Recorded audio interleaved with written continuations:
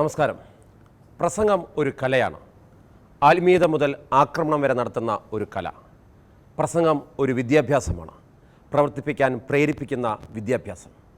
വിവേകാനന്ദനും ഗാന്ധിജിയും EMSും മന്നത്തും പനമ്പള്ളിയും EK നായനാരും സുകുമാർ അഴീക്കോടും തുടങ്ങി എല്ലാം മലയാളികളെ പ്രസംഗത്തിൻ്റെ മഹത്വം പഠിപ്പിച്ചവരാണ്, പ്രവർത്തിപ്പിക്കാൻ പ്രേരിപ്പിച്ചവരാണ്. എന്നാൽ ഇന്ന് രാഷ്ട്രീയ പ്രസംഗത്തിൻ്റെ ശൈലി മാറി. ഒരു വിഭാഗം തേൻ പുരട്ടിയ വർഗീയത പ്രസംഗിക്കുന്നു. പുരോഗമന രാഷ്ട്രീയമാകട്ടെ പ്രസംഗം മറന്ന വെല്ലുവിളി മാത്രം നടത്തുന്നു. സൃഷ്ടിയുടെ മുകുളങ്ങളാകേണ്ടവ നശീകരണത്തിൻ്റെ വാളുകളാണ് വാക്കുകളായി പുറത്തേക്ക് വിടുന്നത്. പുതുതലമുറ പഠിക്കേണ്ടത് എല്ലാവരെയും കുത്തും എന്ന് പറയുന്ന ഗുണ്ടായസത്തെയാണോ അതോ സമന്വയത്തിൻ്റെ പാതകൾ വെട്ടുന്ന സമവായത്തിൻ്റെ ശബ്ദങ്ങളെയാണോ? ഞങ്ങൾക്കും പറയാനുണ്ട്. ഈ ആഴ്ച ചർച്ച ചെയ്യുന്നു വെല്ലുവിളി പ്രസംഗങ്ങളുടെ രാഷ്ട്രീയം.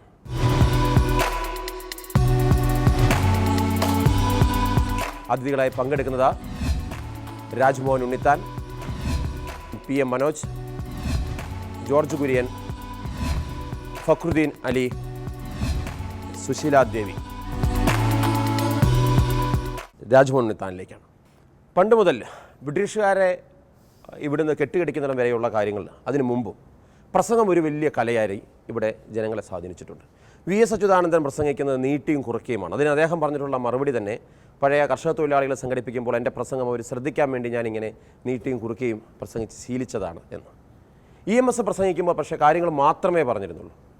അതും ജനം വളരെ ശ്രദ്ധയോടുകൂടി കേട്ടിരുന്നു. എന്നാൽ ഇപ്പോൾ ആ പ്രസംഗങ്ങളെല്ലാം കേട്ട നിങ്ങളുടെ തലമുറ പ്രസംഗിക്കുമ്പോൾ പക്ഷേ ഇങ്ങനെയല്ല വരുന്നത്. അതെങ്ങനെയാണ് ഇങ്ങനെ ആയത്? പ്രസംഗം എന്തുകൊണ്ട് ഇങ്ങനെയായി എന്ന് അങ്ങനെയുള്ള പ്രസംഗം നടത്തിയ ആളുകളോട് വേണം ചോദിക്കാൻ. അല്ലേ, ഒറേഷൻ ഈസ് ആൻ ആർട്ട് എന്ന് പറയുന്ന കലയാണ്. അതിനൊരുപാട് ഘടകങ്ങളുണ്ട് ആർട്ടിന്. അപ്പോൾ ഇത്തരം പ്രസംഗങ്ങൾ കേട്ട് പ്രചോദിതരായി ആയുധം കയ്യിലെടുത്ത് കലാപത്തിന് ആരെങ്കിലും രംഗത്തിറങ്ങിയാൽ ഇത്തരം പ്രസംഗങ്ങൾ ഈ കല ഒരു കൊലയായി മാറും എന്നുള്ള കാര്യത്തിൽ ആർക്കും തർക്കം വേണ്ട. നമ്മുടെ രാജ്യം കുറ്റാന്വേഷണ സംവിധാനമുള്ള ഒരു രാജ്യമാണ്, നീതിന്യായ വ്യവസ്ഥിതിയുള്ള ഒരു രാജ്യമാണ്, നിയമവാഴ്ച നിലനിൽക്കുന്ന ഒരു രാജ്യമാണ്. ഇവിടെ നിയമം ലംഘിച്ചാൽ, നിയമം കയ്യിലെടുത്താൽ, നിയമത്തെ വെല്ലുവിളിച്ചാൽ അതിനൊക്കെ നമ്മുടെ രാജ്യത്ത് വ്യവസ്ഥാപിതമായ സംവിധാനങ്ങൾ നിലനിൽക്കുമ്പോൾ ആ സംവിധാനങ്ങളെ നിഷ്പ്രഭമാക്കിക്കൊണ്ട് ഇത്തരം രാഷ്ട്രീയ നേതൃത്വത്തിൻ്റെ പ്രഭാഷണം ഒരു സമൂഹത്തെ കലാപത്തിലേക്കും അരാജകത്വത്തിലേക്കും നയിക്കുന്നു. അത് സാഹോദര്യമില്ലെങ്കിൽ സർവനാശമെന്ന് പറഞ്ഞ പോലെ ഈ പ്രഖ്യാപനങ്ങൾ കേരളത്തെ ഒരു യുദ്ധക്കളമാക്കി മാറ്റുമെന്നുള്ള കാര്യം തർക്കമില്ല. അതുകൊണ്ട് രണ്ടു കൂട്ടരുടെയും ഭാഗത്തു നിന്നുണ്ടായ തെറ്റുകൾ മനസ്സിലാക്കി ഇത്തരം പ്രസംഗങ്ങളിൽ നിന്ന് പിന്തിരിയാണ്. ആരെങ്കിലും ആയുധം എടുത്താൽ എടുക്കുന്നവരെ കൊണ്ട് ആയുധം താഴെ ഇടിയിപ്പിക്കാനുള്ള ഒരു വിൽപ്പവറാണ് രാഷ്ട്രീയ നേതൃത്വത്തിന് വേണ്ടുന്നത്. അതുകൊണ്ട് ഈ പ്രസംഗങ്ങളെ ഒരു രാഷ്ട്രീയ പ്രസ്ഥാനവും പ്രോത്സാഹിപ്പിക്കാൻ പാടില്ലെന്നാണ് എൻ്റെ അഭിപ്രായം. ശ്രീ ജോർജ് കുര്യൻ, BJP സംസ്ഥാന വൈസ് പ്രസിഡന്റ്. കഴിഞ്ഞ ഒരു 10 വർഷമായി കാണുന്നതാണ് പ്രസംഗങ്ങളുടെ രീതി മാറുന്നു. മുമ്പ് കേട്ടിട്ടുണ്ട്, പണ്ടൊരു കമ്മ്യൂണിസ്റ്റ് നേതാവ് പ്രസംഗിക്കുമ്പോൾ മേശപ്പുറത്ത് കഠാര കുത്തി വെച്ചിട്ട് പ്രസംഗിച്ചിരുന്ന കാലമുണ്ടായിരുന്നു. അന്നത്തെ കാലഘട്ടത്തിൽ അങ്ങനെ പ്രസംഗമുണ്ടെങ്കിലും ഇത്തരം അണികളെ ആഹ്വാനം ചെയ്യുന്ന പ്രസംഗങ്ങളുണ്ടായിരുന്നില്ല. BJP പല കാര്യങ്ങളും കോടതിയെ സമീപിക്കുന്ന ഒരു നല്ല പ്രവണത കണ്ടിട്ടുമുണ്ട്. അതിന് മറുപടിയും കിട്ടി. പക്ഷേ BJPയുടെ ഭാഗത്തു നിന്നും പ്രകോപനപരമായ പ്രസംഗങ്ങൾ നിരവധി തവണ വന്നിട്ടുണ്ട്. ഈ പ്രകോപനപരമായ പ്രസംഗങ്ങളിലൂടെ അണികളിലേക്ക് എന്ത് സന്ദേശമാണ് നൽകുന്നത്? ഇങ്ങനെയുള്ള പ്രസംഗങ്ങൾ, അങ്ങനെ പ്രസംഗം നടത്തിയവർക്കെതിരെ കേസെടുക്കണം. മാത്രമല്ല, അങ്ങനെയുള്ളത് ആവർത്തിക്കാതിരിക്കാൻ രാഷ്ട്രീയ നേതൃത്വം ശ്രമിക്കണം. കാരണം തീർച്ചയായിട്ടും നേതാക്കന്മാരെക്കാൾ വളരെ പക്വത കുറഞ്ഞവരാണ് അണികൾ. തീർച്ചയായിട്ടും ആ ഒരു മെസ്സേജ് അവർ പ്രാവർത്തികമാക്കും. നമ്മൾ പല ഉദാഹരണങ്ങൾ നമുക്കുണ്ട്. മാർക്സിസ്റ്റ് കമ്മ്യൂണിസ്റ്റ് പാർട്ടിയാണ് കേരളം ഭരിക്കുന്നത്. അതിൻ്റെ സംസ്ഥാന സെക്രട്ടറി അദ്ദേഹം ഈ കേരളത്തിൽ നല്ല ഭരണം ഉണ്ടാകണം എന്നാഗ്രഹിക്കേണ്ട ആളാണ്. ഇവിടെ ലോ ആൻഡ് ഓർഡർ നല്ല രീതിയിൽ നടക്കണം എന്നാഗ്രഹിക്കേണ്ട ആളാണ്. അതുപോലെ തന്നെ സമാധാനം വേണമെന്ന് ആഗ്രഹിക്കേണ്ട ആളാണ്. എന്തുകൊണ്ടോ അദ്ദേഹം ആഗ്രഹിക്കുന്നില്ല. അത് തീർച്ചയായിട്ടും BJP സംബന്ധം മാത്രമാണ് എന്ന് ഞാൻ വിശ്വസിക്കുന്നില്ല. അവരുടെ പാർട്ടിയിലെ വിഷയം തന്നെയാണെന്ന് ഞാൻ വിശ്വസിക്കുന്നു. അല്ലെങ്കിൽ അവരുടെ ഒരു കരുത്തനായ നേതാവ് എന്നവർ പറയുന്ന ഒരാൾ മുഖ്യമന്ത്രിയായതിന് ശേഷം സംസ്ഥാന സെക്രട്ടറി തന്നെ ഈ സംസ്ഥാനത്തിൻ്റെ സമാധാനം തകർക്കുവാൻ വേണ്ടി ശ്രമിക്കുന്നുവെങ്കിൽ അതിൻ്റെ അകത്ത് ശക്തമായിട്ടുള്ള ആന്തരിക രാഷ്ട്രീയമുണ്ട്. അതാണ് ചർച്ച ചെയ്യേണ്ടത്. ശ്രീ പി എ മനോജ്, കാര്യങ്ങൾ അങ്ങനെയൊക്കെയാണോ?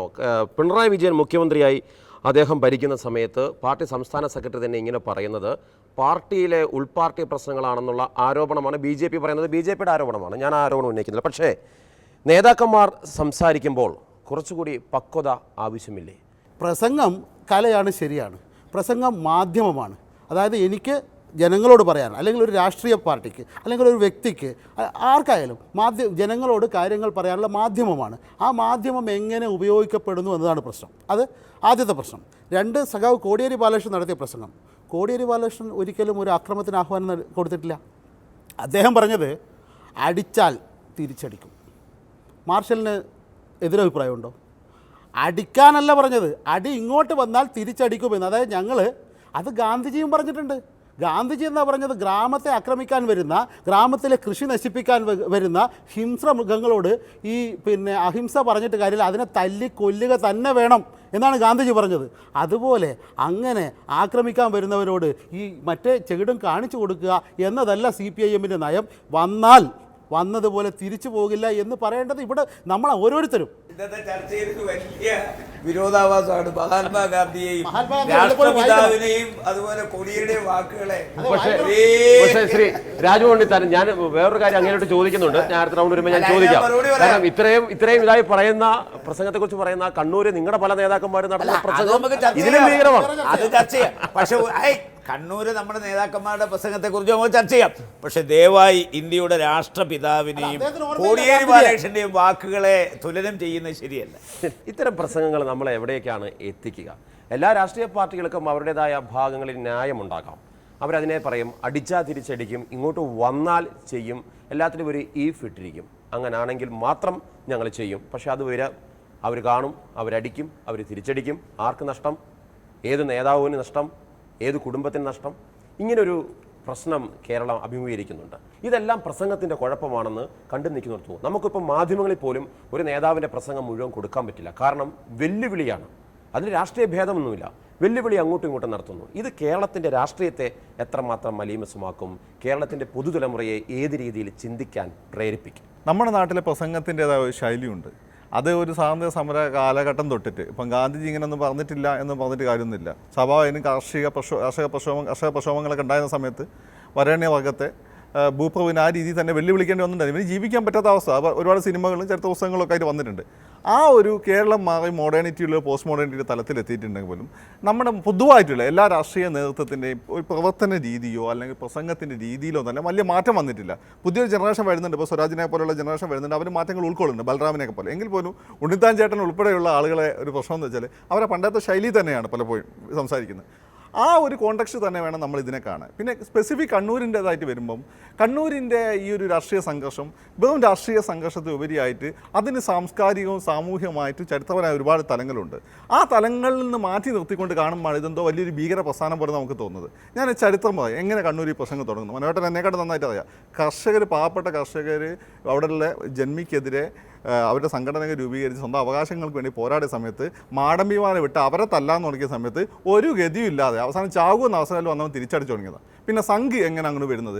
ഗണേഷ് വീടി എന്ന് പറഞ്ഞുകൊണ്ടുള്ള മംഗളൂർ ബേസ്ഡ് ആയിട്ടുള്ള സംഘത്തിൻ്റെ ഒരു സ്വാധീന വലയത്തിലുള്ള ഒരു ബീഡി കമ്പനിക്ക് വേണ്ടി ദിനേശ് ബീഡിനെ അടിച്ചു കൂട്ടാൻ വേണ്ടി ഇവർ ഈ രംഗത്ത് വന്നത്. പിന്നെ പതുക്കെ കോൺഗ്രസ് അങ്ങോട്ട് വലിച്ചിട്ട് ഈ സംഘം ഇങ്ങോട്ട് വന്ന ആളുകളാണ് മിന്നിനെ പോലുള്ള ആളുകളെ പുസ്തകത്തിൽ പറയുന്ന പോലെ സുധാകരൻ കോൺഗ്രസിനെ സുധാകരൻ സംഘിലെ ചില ആളുകളെ, എല്ലാവരെയും ഞാൻ പറയുന്നില്ല, സംഘിന് നല്ല മാത്രമുള്ള പ്രചാരകർക്ക് ഉണ്ട്, എന്നാൽ ചില ആളുകളെ വിലക്കെടുത്തുകൊണ്ട് സുധാകരൻ ചെയ്യുന്നത്. അപ്പോൾ അതിനുശേഷം ഈ പറയുന്ന വരേണ്യ വർഗത്തിൻ്റെ തിരിച്ചടിക്കെതിരെയുള്ള ഒരു റെസിസ്റ്റൻസ് എന്നാൽ ചില സന്ദർഭങ്ങൾ അല്ലാതെ വന്നിട്ടുണ്ട്. അപ്പം ഈ ഒരു സംഘർഷത്തിൻ്റെ പരിസരമാണ് ഇത്, അതിൻ്റെ ചരിത്ര പരിസരം എന്ന് വെച്ചാൽ ഉള്ളവനില്ലാത്തവൻ്റെ സമരത്തിൻ്റെ ഒരു വേറെ രൂപമാണ്. ഇപ്പോഴും അത് തന്നെയാണോ അവിടുത്തെ സാഹചര്യം? ഉള്ളവനും ഇല്ലാത്തവനും തമ്മിലുള്ളതാണോ നമ്മൾ ഇപ്പോൾ കാണുന്നത്? ഇപ്പോഴും അതിൻ്റെ തുടർച്ചയാണ് സ്വാഭാവികമായിട്ടും. കണ്ണൂരിൻ്റെ ആ പ്രദേശത്തിൻ്റെ ഒരു സാംസ്കാരിക പരിസരമുണ്ട്. ഞാൻ പറയുന്നതല്ല, ഗഫിനെ പോലെയുള്ള ഡൽഹി യൂണിവേഴ്സിറ്റിയിലെ യാസർ അറാഫത്തിനെ പോലെയുള്ള ഹിസ്റ്റോറിയൻസ് ഒക്കെ പറയുന്ന കാര്യമുണ്ട്. കളരികളുടെയും ചേകോന്മാരുടെ ഒരു പാരമ്പര്യം അവിടെയുണ്ട്. എൻ്റെ കുടുംബത്തിൽ ഒരാളെ വെട്ടിക്കഴിഞ്ഞാൽ നിങ്ങളുടെ കുടുംബത്തിൽ ഒരാളെ വെട്ടുക എന്നുള്ള ഒരു പാരമ്പര്യം. ആ ഒരു പാരമ്പര്യത്തിൻ്റെ തെക്കൊന്നും അധികമില്ല. കാരണം തെക്ക് മോഡേണിറ്റി കുറച്ച് നേരത്തെ വന്നിട്ടുണ്ട്. അതിൻ്റെ ഒരു സ്വാധീനം കൂടി അവിടെയുണ്ട്. ഒരുത്തൻ തല്ലാൻ വരുന്ന സമയത്ത് അവൻ്റെ കൈ കയറി പിടിക്കുന്നത് തെറ്റല്ല. ഇപ്പോൾ ഈ സഖാവ് കോടിയേരി ബാലകൃഷ്ണൻ നിങ്ങൾ സംഘത്തിൻ്റെ വില്ലേജുകൾക്ക് അടിച്ചോളൂ എന്ന് പറഞ്ഞാൽ ഞാനും അതിനെ ന്യായീകരിക്കില്ല. ഞാനും ശക്തമായി അത് തെറ്റാണ്. അവരുടെ സ്ഥലത്ത് കയറി അടിക്കാൻ നിങ്ങൾക്ക് എന്താ അർഹതയുള്ളത്, എന്താ അവകാശമുള്ളത്? പക്ഷേ നിങ്ങളടിക്കാനും വന്നാൽ അത് മനോഹരട്ടം പറഞ്ഞ പോലെ ഭരണഘടന അനുസൃതമായി അനുഭവിച്ചെന്ന കാര്യം നിങ്ങളടിക്കാൻ വന്ന പ്രതിരോധിക്കുക. അങ്ങനെ പ്രതിരോധിക്കാത്തതിൻ്റെ ഫലമായിട്ടാണ് കോൺഗ്രസിൻ്റെ പല സ്ഥലങ്ങളിൽ നിന്ന് ഒലിച്ചു പോയിട്ട് RSSൻ്റെ അതുപോലെ തന്നെ മുസ്ലിം തീവ്രവാദികളെയൊക്കെ കയ്യിലായത്. ആത്മാർത്ഥമായിട്ടുള്ള ഇനീഷ്യേറ്റീവ് ഉണ്ടായ കണ്ണൂരെ പ്രശ്നങ്ങൾ പരിഹരിക്കാൻ പറ്റും. അത് ആരുടെ ഭാഗത്ത് ഉണ്ടാകുന്നു എന്നുള്ളതാണ് പ്രധാനം.